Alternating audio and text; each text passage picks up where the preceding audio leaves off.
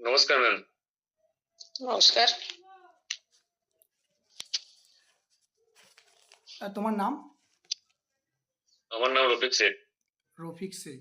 তুমি কোথা থেকে এসছো? আমি বীরভূম জেলার নানুর থানার অন্তর্গত নতুনপাড়া গ্রাম থেকে এসেছি। আচ্ছা, তুমি বীরভূম ডিস্ট্রিক্ট থেকে এসছো? হ্যাঁ স্যার। আচ্ছা, তোমার সম্পর্কে বলো দেখি। স্যার আমার নাম রফিক শেখ, আমার বাবার নাম ইউসুফ শেখ। আমি বীরভূম জেলার অন্তর্গত নানুর থানার নতুনপাড়া গ্রাম থেকে এসেছি। আমি 2018 সালে মাধ্যমিক পাস করি এবং 2020 সালে আমি উচ্চ মাধ্যমিক পাস করি এবং 2023 সালে আমি স্নাতক পাস করি। আচ্ছা, 2023 সালে তুমি বলছো স্নাতক পাস করেছো। তো হ্যাঁ স্যার। 2023 সাল থেকে 2026 সাল, এই যে টাইমটা, এই সময়টা তুমি কি করেছো? কি করছিলে? স্যার আমি বিভিন্ন প্রতিযোগিতামূলক পরীক্ষায় আমি অংশগ্রহণ করতাম এবং আমি কিছু পরীক্ষায় উন্নতি হয়েছি এবং আমি ঠিক মেন ধাপটি ক্লিয়ার করতে পারিনি, পরে ব্যর্থ হই এবং আমি বাড়ির যাবতীয় কাজ করতাম। বাড়ির যাবতীয় কাজ স্যার। করতে। হ্যাঁ স্যার। আচ্ছা, পশ্চিমবঙ্গ পুলিশ তুমি বলো কত সালে প্রতিষ্ঠিত হয়? 1861 সালে। 1861 সালে। পশ্চিমবঙ্গ পুলিশের কতগুলো রেঞ্জ আছে বলো তো? রেঞ্জ আছে 6টি। না স্যার, সরি স্যার, 10টা। 10টি রয়েছে। পশ্চিমবঙ্গ পুলিশের সদর দপ্তর কোথায় অবস্থিত বলো তো? স্যার ভবানী ভবন, আলিপুর, কলকাতা। ভবানী ভবন।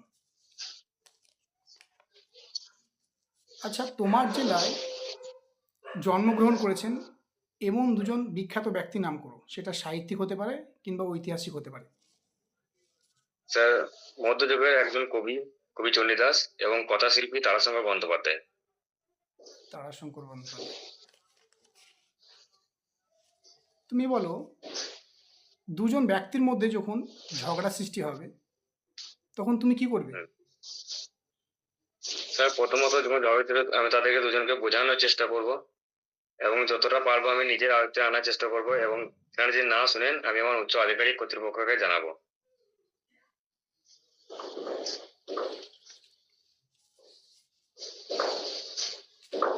আচ্ছা, তুমি বলো, পশ্চিমবঙ্গ পুলিশের র্যাঙ্ক সম্বন্ধে কোনো ধারণা আছে তোমার? হ্যাঁ স্যার, আসে। 3টে স্টার থাকলে সেই র্যাঙ্কের নাম কি? স্যার আমার জানা নেই। আচ্ছা, পশ্চিমবঙ্গ পুলিশ ডিপার্টমেন্টে তুমি আগামী দিনে জয়েন করতে চলেছো, সামনে তোমার ইন্টারভিউ রয়েছে, তবুও তুমি পুলিশ ডিপার্টমেন্ট সম্বন্ধে বা র্যাঙ্ক সম্বন্ধে জানছো না, এটা খুব বাঞ্ছনীয়, মানে লজ্জাজনক কথা। তুমি পশ্চিমবঙ্গ পুলিশ ডিপার্টমেন্টে তুমি ভালোভাবে জানবে ডিপার্টমেন্ট সম্বন্ধে। তুমি যে ডিপার্টমেন্টে জয়েন করতে যাচ্ছ, তোমার প্রথম হ্যাঁ স্টেপ স্যার। সেই ডিপার্টমেন্ট সম্বন্ধে জানবে। তো নেক্সট টাইম জেনে নেওয়ার চেষ্টা করবে। ম্যাম কোশ্চেন করেন।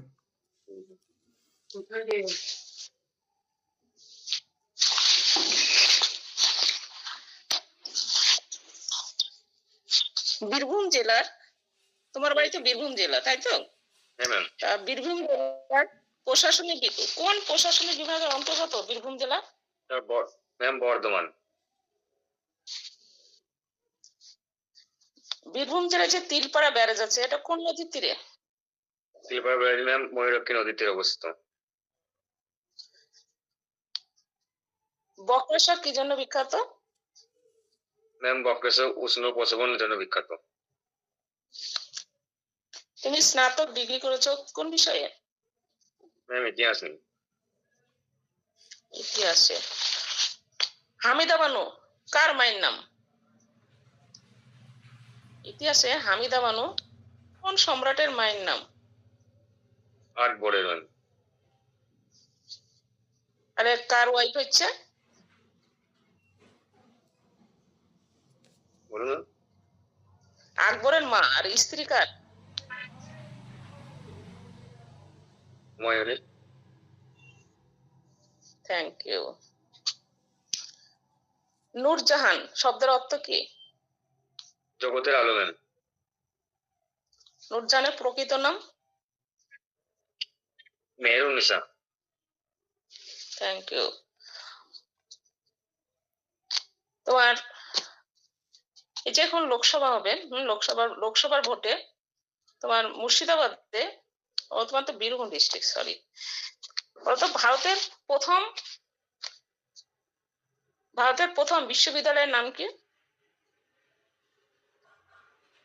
কলকাতা বিশ্ববিদ্যালয়। কত সালে প্রতিষ্ঠিত হয়েছিল? 1857। ঠিক আছে, এবার স্যার রিভাইজ দিক।